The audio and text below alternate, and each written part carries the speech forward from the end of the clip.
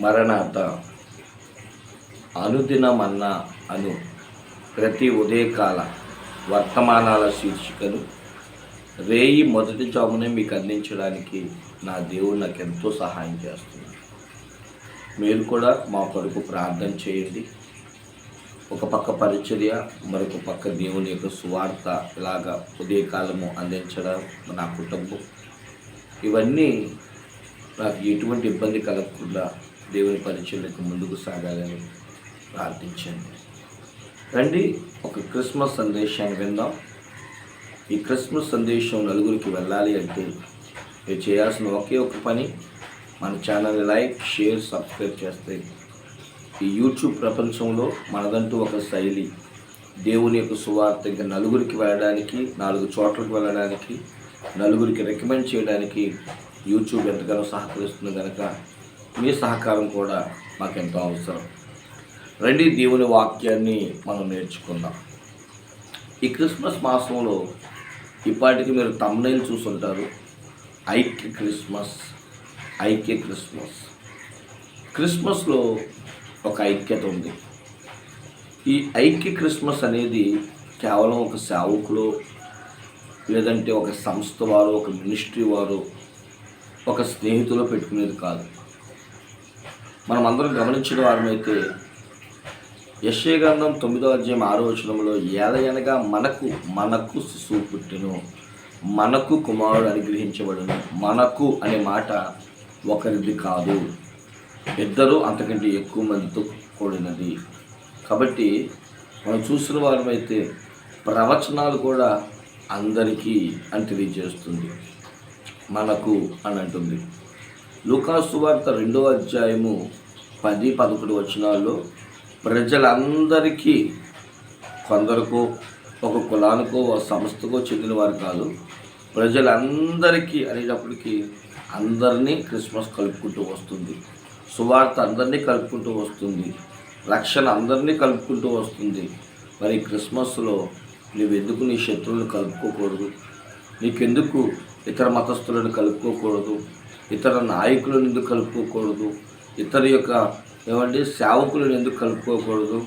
మా క్రిస్మస్ మాదేనండి, వ్యక్తిగతంగా చేసుకుంటున్నామండి, మందిరం పరంగా చేసుకుంటున్నామండి, సంఘపరంగా చేసుకుంటున్నామండి అంటారు. కానీ మేమందరం గ్రామపరంగా, మేమందరం సమైక్యముగా చేసుకుంటున్నామని ఎందుకు వినబట్టలేదు?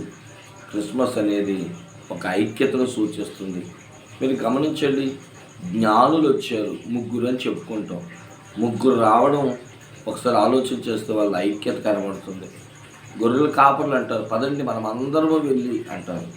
నేను ఒక్కడిని వెళ్ళి అనే మాట మనకు కనబడదు. లూకా సువార్త 2వ అధ్యాయం 15వ వచనంలో మనకు ప్రకటించబడినట్లు మనం అందరము వెళ్ళి ఆ బాలయేసును దర్శిద్దామంటారు. అందరూ అనే మాట మనం చూస్తాం. ప్రజలందరికీ కలగబోవు మహా సంతోషకరమైన వార్త అంటాం. అంతెందుకు, భార్య భర్తను కూడా కలుపుతూ జకరియా, ఎలిజబెత్తు, మరియా, యోసేపులు, ఇలాగా దేవదూతల సమూహం. ఎక్కడ కూడా వ్యక్తిగతంగా అనే మాట మనకు కనబడదు.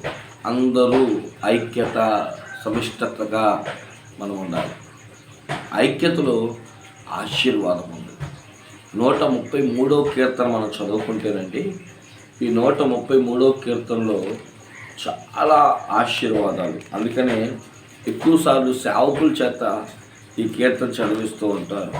సహోదరులు ఐక్యత కలిగి నివసించుట ఎంత మేలు, ఎంత మనోహరము అని. ఈ సేవకుల మధ్య ఐక్యతగా ఉంటే మేలుందంట, మనోహరం అంట. ఏంటా మేలు అంటే, అది తల మీద పొయ్యబడిన అహరోనును గడ్డం మీదగా కారి అతని అంగీలు అంచు వరకు దిగజారిన పరిమళ తైలం వలె ఉండును. తల, అహరోను, గడ్డము, అంగి, పరిమళ తైలం, ఈ 5 కూడా 5 రకాలైన ఆశీర్వాదాలు చూపిస్తుంది. తల యేసుక్రీస్తు, అలాగే గడ్డము సంఘము, అంగి సేవకులు. కాబట్టి పరిమళ తైలము సాక్ష్యము.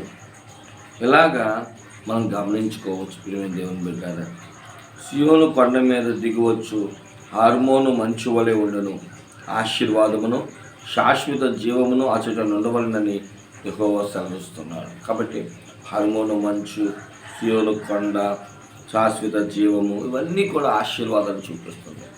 కాబట్టి మనమందరం కూడా క్రిస్మస్లో ఐక్యత కలిగి ఉంటే ఐక్యత ఆశీర్వాదాన్ని తీసుకొస్తుంది. అది సేవకుల మధ్య అయితే సేవకులకి, సంఘాల మధ్య అయితే సంఘాలకి, ఆత్మీయుల మధ్య అయితే ఆత్మీయులకి, శత్రువుల మధ్య అయితే మిత్రులుగాను, ఇలాగా యేసుక్రీస్తు యొక్క క్రిస్మస్ యొక్క ఐక్యత మనందరికీ ఆశీర్వాదములకు సోపానంగా ఉన్నట్లుగా మనం చూస్తాం. రెండవది మనం చూసిన వారమైతే అపోస్తలుడైన పౌలు ఎఫెసీ సంఘానికి రాస్తున్నాడు. అపోస్తలుడైన పౌలు ఎఫెసీ సంఘానికి రాస్తున్న 4వ అధ్యాయం 1వ వచనం కాడి నుంచి చదువుకుంటే, కాబట్టి మీరు సమాధానమును బంధము చేత ఆత్మ కలిగించు ఐక్యమును కాపాడుకున్నట్లు శ్రద్ధ కలిగిన వారై ప్రేమలో ఒకరినొకడు సహించుచు అన్నాడు. ఇక్కడ ఐక్యత ఒక ఆత్మ సంబంధమైన బంధాన్ని చూపిస్తుంది. ఆత్మ సంబంధం చేత లేదా ఆత్మ కలిగించు ఐక్యతను కాపాడుకుంటున్నాడు. అంటే పరిశుద్ధ ఆత్ముడే ఈ ఐక్యతను కాపాడుకుంటూ వస్తున్నాడు. ఒక బంధంగా, ఒక రిలేషన్, ఒక సత్సంబంధాన్ని సూచిస్తుంది. కాబట్టి పరిశుద్ధ ఆత్మ కేవలం ఆశీర్వాదములకే పాత్రం కాదు. ఈ పరిశుద్ధ ఆత్మ ఒక కుటుంబానిగా మనకు ఒక బంధాన్ని, అందుకని అన్నాడు, ఈ పరిశుద్ధ ఆత్మ ఎక్కడైతే ఒక బంధాన్ని కలగజేశాడో ఆ బంధం అంట వారి మధ్య ప్రేమతో సహించేటట్లు చేస్తున్నట్టండి. అందుకని కింద వచ్చినట్టు వీరు పిలువబడిన పిలుపునకు తగినట్లు దీర్ఘశాంతంతో కూడిన సంపూర్ణ వినయముతోనూ సాత్వికంతోనూ నడుచుకునే వల్లని ప్రభువుని బట్టి ఖైదీనైనా నేను బ్రతిమలాడుచున్నాను అంటాడు. మళ్ళీ అంటాడు, శరీరం ఒకటే, ఆత్మ ఒకటే, ఆ ప్రకారం ఈ పిలుపు విషయం ఒకటి, నిరీక్షణ ఒకటే, ప్రభువు ఒక్కడే, విశ్వాసం ఒకటే, బాప్తీసం ఒకటే, దేవుడు ఒక్కడే, ఆయన అందరికీ పైన ఉన్నవాడు, అందరిలో వ్యాపించి అందరిలో ఉన్నవాడు అంటూ సాక్ష్యం ఇస్తున్నాడు. దేవుని ఆత్మలో ఒక బంధం ఉంది, ఒక రిలేషన్ ఉంది, ఒక సత్సంబంధం ఉంది. ఐక్యత దేవునికి సంబంధించింది, ప్రేమకు సంబంధించింది, సహవాసములకు సంబంధించింది. కనుక మన క్రిస్మస్లో కూడా ఇట్టి ఐక్యతను మనం ఎందుకు వదులుకోవాలి? కాబట్టి క్రిస్మస్లో ఉన్న ఈ ఐక్యతను మనం కాపాడుకుంటూ ఈ ఐక్య క్రిస్మస్ను మనం అందరము సంఘాల మధ్య, మినిస్ట్రీల మధ్య, ఏమండి ఒక సేవకుల మధ్య, అసోసియేషన్ మధ్య అందరము కలిపి జరుపుకోవాలి. క్రిస్మస్ అనేది అందరిది, కొందరిది కాదు, అందరిది అనే విషయాన్ని గమనిస్తూ మనం కూడా అందరితో క్రిస్మస్ను జరుపుకునే గొప్ప భాగ్యం ఆ దేవుడు మనకివ్వాలని కోరుకుంటూ మన కొరకు జన్మించిన బాలయేసును బట్టి స్తుతిస్తూ దేవుడిచ్చిన మాటలు దీవించిన గాక. ఆమె ప్రార్థన. పరమ తండ్రికి వందనాలు, స్తోత్రాలు. వీళ్ళ వాక్యం ప్రకారం జీవించే అనుభవం మాకు ఇవ్వండి. యేసు పరిశుద్ధ నామమున వేడుకుంటున్నాం మా పరమ తండ్రి. ఆమేన్. అందరికీ మరణాత.